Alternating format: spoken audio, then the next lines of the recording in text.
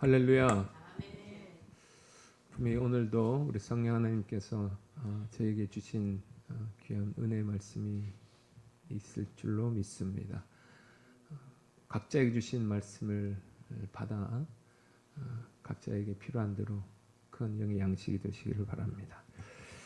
오늘의 말씀의 제목은 내 양을 먹이라는 말씀의 제목으로 함께 은혜를 나누시겠습니다. 오늘 본문은 주님께서 제자 베드로를 만나시는 장면입니다. 베드로가 주님을 본 것은 오늘 본문이 처음은 아니에요. 부활하신 다음에 주님이 제자들에게 몇 번 나타나셨냐면 3번 나타나셨습니다. 그런데 첫 번째는 도마가 없는 상태에서 제자들에게 나타나셨고, 두 번째는 도마가 있는 상태에서 나타나셨고, 세 번째는 오늘 디베랴 바닷가에 주님이 나타나셨습니다. 그런데 첫 번째 3번 나타나셨는데 그 3번 다 베드로가 그 현장에 있었습니다. 첫 번째 도마가 없을 때 주님께서 제자를 만나주셨을 때도 베드로는 그곳에 있었어요. 그리고 도마가 있는 상태에서 만나셨을 때도 베드로는 그 현장에 있었습니다. 아마도 주님과 베드로의 눈은 서로 마주쳤을 거예요. 첫 번째, 두 번째 만남에서. 그런데 좀 가까이 갈 수가 없죠. 그래서 베드로는 멀찌감치 주님의 얼굴을 보고 있었을 것입니다.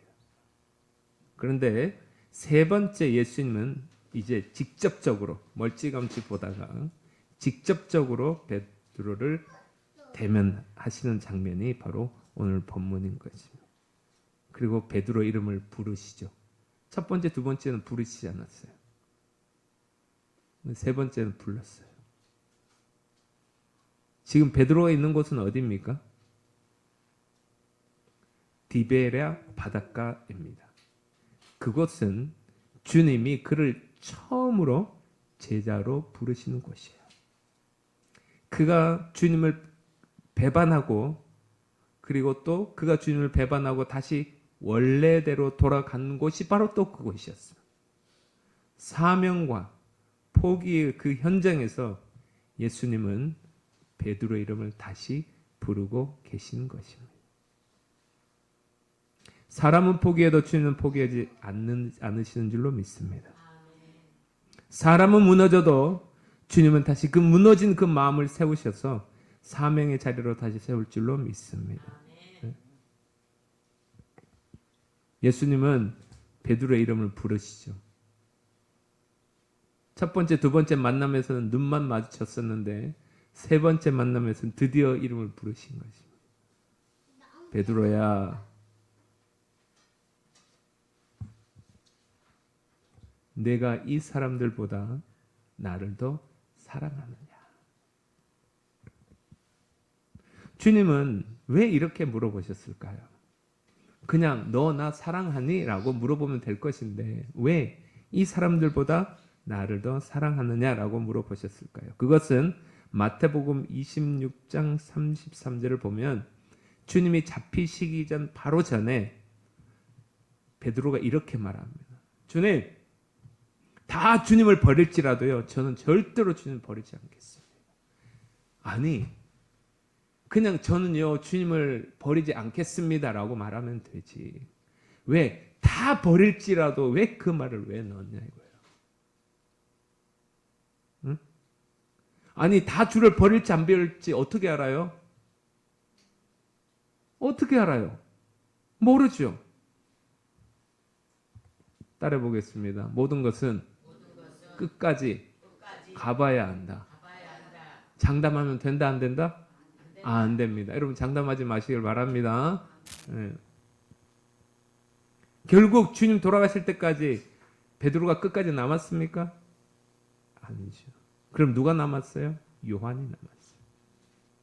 아무 말도 하고 있지 않듯 요한이 남았어요. 주님을 위하여 어떤 결정적인 어떤 선택을 할 때는 오히려 조용히 있는 사람이 주님을 위한 선택을 합니다.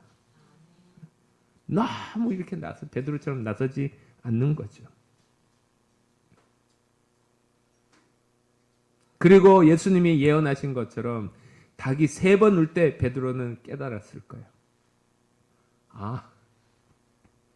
다른 사람은 다 주님을 버릴지라도 나는 주님을 버리지 않겠다라고 말했는데 완전히 거꾸로 돼버렸네.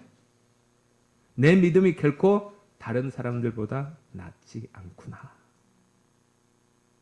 이걸 깨달았을 거예요.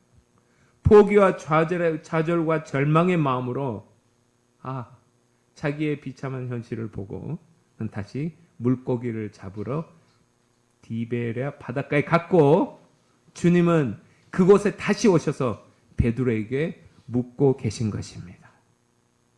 그리고 주님은 똑같은 질문을 정확하게 3번 다시 물어보십니다. 내가 이 사람들보다 나를 더 사랑하느냐?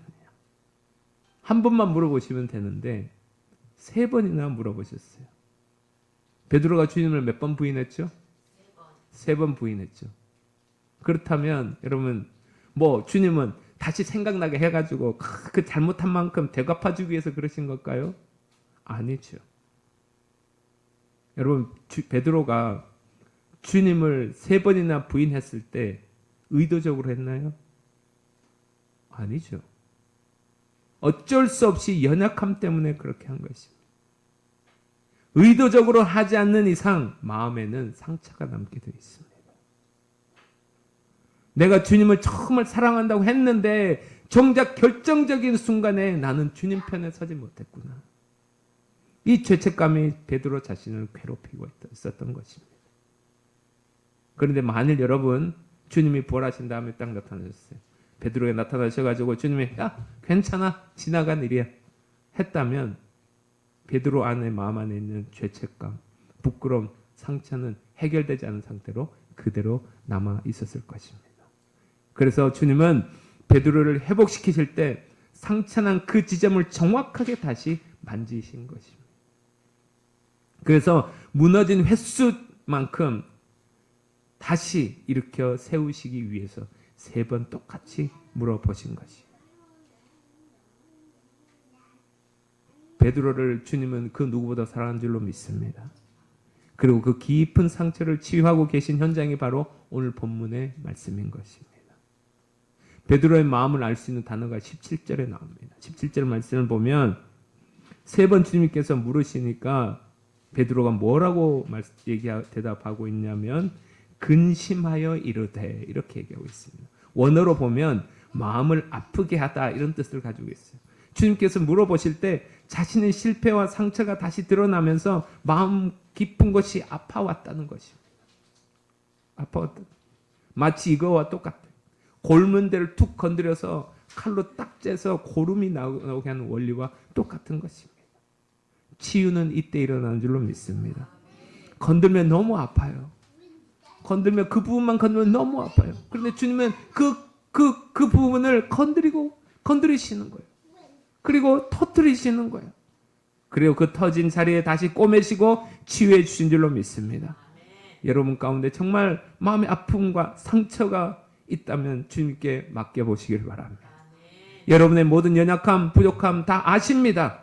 그러나 주님 손에 붙들리면 다시 살 수 있습니다. 다시 회복될 수 있습니다. 그리고 다시 주님을 위해 쓰임 받을 수 있을 줄로 믿습니다. 그리고 날마다 주의 은혜가 넘치는 삶을 살 수 있기를 주님 이름으로 축복합니다. 대면한다는 거 용기가 있어야 돼요. 용기 없으면 대면하지 못해요. 베드로는 숨고 싶었을 거예요. 그래서 그 죄책감과 상처 아픔을 가지고 그냥 그대로 살고 싶었을 거예요. 그냥. 그렇지만 주님은 그렇게 두지 않았어요. 3번이나 연달아 물어보시고 근심할 때까지, 마음이 아파서 드러내면 너무 마음이 아파서 찢어질 때까지 주님은 그의 마음을 끄집어내신 것입니다. 그래서 주님은 베드로의 마음을 치유해 준 줄로 믿습니다. 그리고 주님은 베드로에게 이렇게 말씀하세요. 3번이나 말씀하십니다. 내 양을 먹이라, 내 양을 치라, 내 양을 먹이라. 여러분, 회복은요, 꼬맸다고 해서 회복이 되는 것이 아닙니다. 거기서 멈추면 안 됩니다. 회복은 단순히 용서받는 데서 끝나지 않아요. 다시 맡겨지는 데까지 나가야 진짜 회복인 줄로 믿습니다. 부인하기 전에 베드로는, 주님을 부인하기 전에 베드로는 자기 확신에 서 있었어요. 내가 끝까지 충성하겠습니다. 난 다른 사람들과 다릅니다. 나는 다른 사람 다 부인해도 난 절대로 부인하지 않겠습니다. 그런데 회복된 뒤에 베드로는 달라졌어요. 나는 약한 사람입니다. 그러나 주님은 나를 아십니다. 그리고 그런 나에게 사명을 맡기십니다. 베드로는 오늘 본문에서 진짜 은혜를 경험한 것입니다. 이전에 베드로가 자기 열심 위에 서 있던 사람이었다면 회복된 베드로는 주님 은혜 위에 서 있는 사람이 된 것입니다. 여러분, 은혜 받아야 일할 수 있어요. 은혜 받아야 진짜 변해요. 은혜 받아야 사명의 사람이 돼요. 베드로가 여러분 완벽히 준비가 돼서 내 양을 먹이라고 하셨습니까? 아니에요. 주님의 일은요, 내가 완벽하다고 잘하고 완벽하지 못하다고 못하는 것이 아니에요. 아무리 완벽해 보여도 은혜가 없으면 할 수가 없어요. 비록 부족해 보여도 은혜가 있으면 할 수가 있습니다. 여러분, 내가 부족하다는 거 알면 돼요. 내가 부족하다는 거 알면 돼요. 그리고 그 위에 은혜가 더하여지면 될 줄로 믿습니다. 주님은요, 베드로의 연약한 그릇임에도 불구하고 사명을 주셨어요. 주님은 사람을 보고 사명을 주잖아요. 너 괜찮아. 너 감당할 것 같을 수 있을 것 같아. 그러니까 나 사명 줄게. 너는 보니까 아직 멀었어. 넌 사명 안 줘. 이게 아닙니다. 감당하지 못할 것처럼 보였던 베드로에게 사명을 주신 것처럼 주님은 우리 모두에게도 사명을 준 줄로 믿습니다. 주님은 할 수 있게 하신 다음에 사명을 맡기시는 게 아니에요. 먼저 맡기시고 하게 하시는 것입니다. 주님은 베드로에게 먼저 맡기셨어요. 내 양을 먹이라, 내 양을 치라. 그리고 하게 하신 것입니다. 그리고 주님은 사도행전 1장 5절에서 이렇게 말씀하고 있어요. 요한은 물로 세례를 베풀었으나 너희는 몇 날이 못되어 성령을 세례로 받으리라. 주님도 아셨어요. 너희 힘으로는 할 수 없다는 것을, 너희 지금 힘으로 할 수 없다는 것을 아셨어요. 그래서 성령으로 세례를 받을 것이라고 말씀하신 것입니다. 어차피 우리의 그릇과 우리의 힘으로는 할 수가 없습니다. 성령을 받아야 합니다. 성령을 받아야 사람이 바뀝니다. 사람은 아무리 노력해도 그릇이 그것 이상밖에 되지 않습니다. 서갈에서 4장 6절에 이렇게 말씀하고 있어요. 이는 힘으로도 되지 아니하고 능으로 되지 아니하고 오직 나의 영으로만 되느니라. 마태복음 19장 26절에 말씀합니다. 사람으로는 할 수 없으나 하나님으로서는 다 하실 수 있느니라. 여러분, 사람은 근본적으로 바뀔 수가, 즉 사람의 힘으로는 할 수가 없어요. 그러나 근본적으로 사람을 변화시킬 수 있는 분은 성령 하나님이신 줄로 믿습니다. 그렇기 때문에 나에게는 희망이 있는 것입니다. 그렇기 때문에 우리 교회는 희망이 있는 것입니다. 그렇기 때문에 우리 가정은 희망이 있는 것입니다. 그러므로 성령 하나님께 도와달라고 구해야 합니다. 깨닫게 하여 주시옵소서. 변화시켜 주시옵소서. 사람이 사람이 볼 때 안 될 것 같은 것도 성령 하나님 당신 하실 수 있잖아요. 성령 충만케 하여 주시옵소서. 기도해야 될 줄로 믿습니다. 베드로가 성령 받은 이후에 완전히 달라진 것처럼 성령 받으면 우리 모두가 변하게 될 수 있는 줄로 믿습니다. 여러분, 사람이 달라지는 축복을 받으시길 바랍니다. 성령의 불이 이 자리에 이런 마음에 임하시기를 축복합니다.